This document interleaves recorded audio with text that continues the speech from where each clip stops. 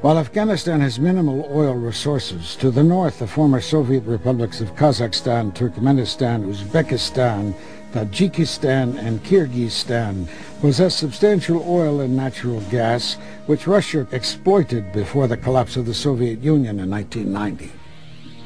Already we have American bases and troops in Uzbekistan, in Tajikistan, in Kyrgyzstan, and the Russians clearly are very nervous about this. China is another big player. China would like to extract a lot of this oil and gas and perhaps try and ship it to China. So I think, in the future, we may well see a kind of three-way competition between Russia, China and the United States for the resources of Central Asia. U.S. military bases may now have replaced Soviet bases throughout Central Asia, but for American oil companies a problem remains. Where to run pipelines without passing through the territory of competing powers?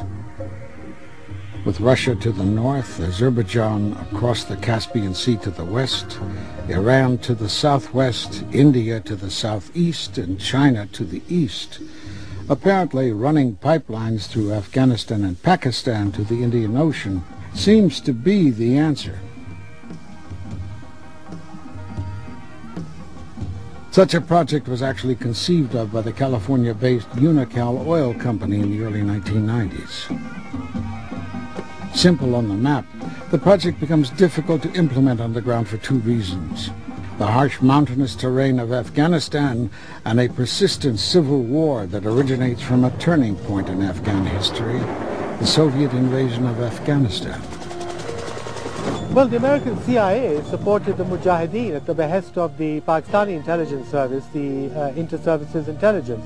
This was an eyesight plan to bring in foreign Islamic fighters from all over the world to fight the Afghan cause, to make it into a kind of international jihad against communism. The Americans, President Reagan really liked the idea, the CIA liked the idea, they backed it with money, the Pakistanis provided the logistics, bringing in thousands of people from about 32 different countries in the Muslim world. And that really formed the basis of Al-Qaeda. Al-Qaeda means the base in Arabic. It refers to the Afghan camp paid for and operated by the CIA in the 1980s to train anti-Soviet Mujahideen fighters. A key CIA asset built and oversaw the Al-Qaeda training camp, Osama bin Laden.